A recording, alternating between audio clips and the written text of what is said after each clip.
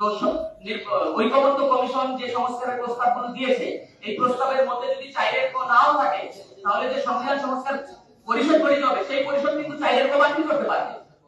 তাহলে এটা সনদের ভিতর না ঢুকাইলেও হয়। কিন্তু আমাদের মধ্যে আশঙ্কাটা কি? আমাদের মধ্যে আশঙ্কাটা হচ্ছে, এখন যদি এইটা আবার প্যাকেজের ভিতর ঢুকানো হয়, তাহলে বিএনপি সহ তার সাথে যে সমমনা দলগুলো আছে, তারা এই কথাটা বলার সুযোগ পাবে যে প্যাকেজের ভিতর এইটা ঢুকলে আবার ওইটা বাইক করতে হবে, এই তর্কটা আবার শুরু হবে। সেই জায়গা থেকে যারা ভাবতেছে যে এই প্যাকেজটাকে ইনট্যাক্ট রাখতে হবে, তারা আবার এটাকে এখন এই প্যাকেজের ভিতর ঢুকাতে দিচ্ছেন না।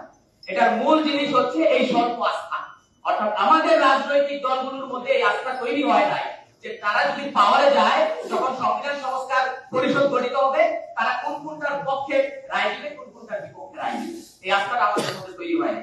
তার কারণ হচ্ছে সিম্বলিক জায়গা থেকে আমরা ফেসিবাদকে সবাই উঠে দাঁড়াবো, কিন্তু কাঠামোবদ্ধভাবে যে যে জায়গায় ফেসিবাদ ফিরে আসার সুযোগ আছে এবং বাংলাদেশের মানুষের অধিকার হরণ করার সুযোগ আছে, সেই সেই জায়গায় আমাদের সংস্কার দরকার, এবং সেই সংস্কারগুলো যারা নির্বাচিত হয়ে আসবে তারা করতে পারবে, সেই রাজনৈতিক প্রতিনিধিদের প্রতিও আমাদের আস্থা তৈরি হয় নাই, যার কারণে এই সংকটের মূলটা তৈরি হয়েছে। আপনি যদি ডিসেন্টিং গুলো দেখেন, আপনি দেখবেন তত্ত্বাবধায়ক সরকার ব্যবস্থার পদ্ধতির ব্যাপারে বিএনপি ডিসেন্টিং আছে। সকল সাংবিধানিক কমিশন যেগুলো আছে, জাতীয় কর্ম কমিশন, হিসাব নিরীক্ষা, দুদক, সমস্ত কিছুর গঠন প্রণালীর ব্যাপারে বিএনপি ডিসেন্টিং আছে। এমনকি আন্তর্জাতিক চুক্তি সমূহ, সেগুলো যে নিম্নকক্ষে এবং উচ্চকক্ষে পাস হতে হবে, এ ব্যাপারেও ডিসেন্টিং আছে। এবং নির্বাচনের সময় নির্বাচনকালীন প্রার্থীর আয় ব্যয় এবং দলের আয় ব্যয় পাবলিক থাকবে, এ ব্যাপারেও বিএনপি ডিসেন্টিং আছে।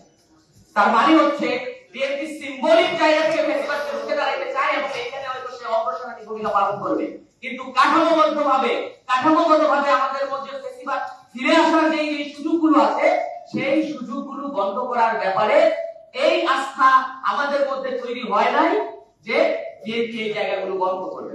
যার কারণে আমরা চাচ্ছি ডিসেন্টিং সহ পুশ করতে, যে জনগণ রায় দিবে ডিসেন্টিং সহই, যে ডিসেন্টিং আর কাজ করবে না। কিন্তু বিএনপি একটি লজিক্যাল আর্গুমেন্ট দাঁড় করাইছে।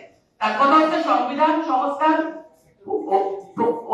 আপনার যেহেতু অধিবেশন বা সংস্কার আপনার এটাকে কি বলে পরিষদ যেহেতু গঠিতই হচ্ছে, তাহলে সেই পরিষদের সিদ্ধান্ত নিলে সমস্যা কি? সমস্যা হচ্ছে ওইটাই যে যারা সংস্কার করবে না বলে আমরা আশঙ্কা করতেছি, তারা জনগণের রায় নিয়ে জনগণের কাছে ভোটে নির্বাচিত হওয়ার ব্যাপারে বেশি কনফিডেন্ট। আর যারা আমরা মনে করতেছি সংস্কারের পক্ষের লোক, আমরা কনফিডেন্ট যে জনগণ আমাদেরকে ভোট দিতে পারবে। যদি আমরা এই কনফিডেন্স আজকে অর্জন করতে পারতাম, তাহলে ডিসেন্টিং কোনো ম্যাটার করতো না। ঠিক আছে, যেগুলো ঐক্যমত হয়ে গেছে সেগুলোই তুমি ভোট দাও। তারপর জনগণের রায় নিয়ে পার্লামেন্টে গিয়ে যখন সংবিধান সংস্কার পরিষদ গঠিত হবে, সেই পরিষদে আমরা সংখ্যাগরিষ্ঠ থাকবো এবং সেই ভিত্তিতে আমরা এটা পাস করবো। এই কনফিডেন্সটা আমাদের মধ্যে নাই কেন? তার কারণ হচ্ছে 5ই আগস্টের গণ অভ্যুত্থানের পরে সকল রাজনৈতিক দলগুলোর মধ্যে এই ঐক্যমত তৈরি হয় নাই। জনগণের যে আকাঙ্ক্ষা ছিল যে একটি নতুন বাংলাদেশ তৈরি হবে, সেই নতুন বাংলাদেশের নেতৃত্ব দেবে তরুণরা। যে তরুণদের বাংলাদেশের মানুষ ভেবেছিল যে তারা হয়তো এই রাষ্ট্র ক্ষমতার প্রতি মোহ, সম্পত্তির প্রতি মোহ এবং অন্যান্য মোহ থেকে মুক্ত থেকে একটি নতুন নেতৃত্ব মানুষকে উপহার দিবে। কিন্তু সমস্যা হয়েছে যে ওই যে ঢাকা শহর আইসা আমার আশা ঘুরাইলো, ওই লাল লাল নীল নীল বাতি দেখা পরাণ জুড়াইলো, এইরকম একটা অবস্থা আমাদের মধ্যে তৈরি হয়েছে। কারণ ক্ষমতার চেয়ারে যে সুপার গ্লু লাগানো আছে, সেই সুপার গ্লু থেকে এই তরুণরা মুক্ত হইতে পারতেছে না। ফলে সেই ঐক্যের একটি সম্ভাবনা আমাদের মধ্যে তৈরি হয়েছিল, জনগণের মধ্যে সেই ঐক্যের জায়গায় হতাশা বিরাজ করছে। আমরা বলবো এই হতাশার জায়গা থেকে আপনারা 5টা সিট, 10টা সিট, 20টা সিট, 50টা সিটের যে চিন্তা, সেই চিন্তা থেকে বের হয়ে এসে সংস্কারকে জনগণের কাছে ফিরিয়ে দেয়। আসলে আমরা একটা বৃহত্তর ঐক্য গড়ে তুলি, যে বৃহত্তর ঐক্যে আগামী নির্বাচনে ম্যান্ডেট হবে সংস্কার। ভোটের দিন শুধুমাত্র জনগণ হায়ের পক্ষে ভোট দিবে না, বরং জনগণ ওই মার্কাকে ভোট দিবে সেই মার্কার ব্যাপারে তাদের আত্মবিশ্বাস আছে যে সংবিধান সংস্কার অধিবেশনে তারা যদি যায়, তাহলে সংবিধান সংস্কার পরিষদেও কোন ডিসেন্টিং টিকবে না। আপার হাউস এবং লোয়ার হাউসে ডিসেন্টিং ছাড়াই জনগণের ভোটে সেটা নির্বাচিত হবে।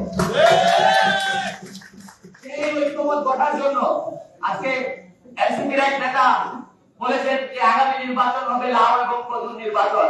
আমরা বলি আসে লাউ এবং কদুর চিংড়ি হওয়ার চিন্তা ভাবনা বাদ দিয়ে, যে লাউ কিংবা কদুর চিংড়ি হলে কোনটা মজা সেই চিন্তা ভাবনা বাদ দিয়ে জনগণকে সাথে নিয়ে আমরা একটা নতুন তরকারি রান্না করি। আসে জনগণ লাউ আর কদু খাইতে চায় না, একটা নতুন তরকারি আসা ছিল, কিন্তু আপনারা যখন চিংড়ি হওয়ার লোভে লাউ কিংবা ওই কদুর পিছনে ছোটাছুটি করছেন, মানুষ সেই নতুন তরকারির লোভ থেকে বঞ্চিত হচ্ছে। বলবো যে প্রিয় ফুল খেলবার নির্ণয় অর্থ ধ্বংসের মুখোমুখি আমরা। আজকে যে ধ্বংসের মুখোমুখি আমরা হয়েছি, এই ধ্বংসকে মানুষের সম্ভাবনা ধ্বংসের পরিণত না করে আজকে যে পুরাতন বন্দোবস্ত এবং এস্টাবলিশমেন্ট কাঠামোগত জায়গা থেকে বেশিরভাগ ফিরে আসার যে জায়গা, সেটাকে ধ্বংস করে তারপরে আমরা ফুল খেলবো। তার আগে এই ধ্বংসের মুখোমুখি দাঁড়িয়ে বাংলাদেশের জন্য নতুন তরকারি রান্না না করে এবং একটি বৃহত্তর ঐক্য গঠন করে গণপরিষদ নির্বাচনে সংখ্যাগরিষ্ঠ আপার হাউস এবং লোয়ার হাউসে না নিয়ে আমরা ঘরে ফিরে যাবো না ইনশাআল্লাহ। সেই বৃহত্তর ঐক্যের ডাক দিচ্ছি আমরা আজকে আমরা এই তিনটি পার্টি এই বৃহত্তর ঐক্যের ডাক দিচ্ছি।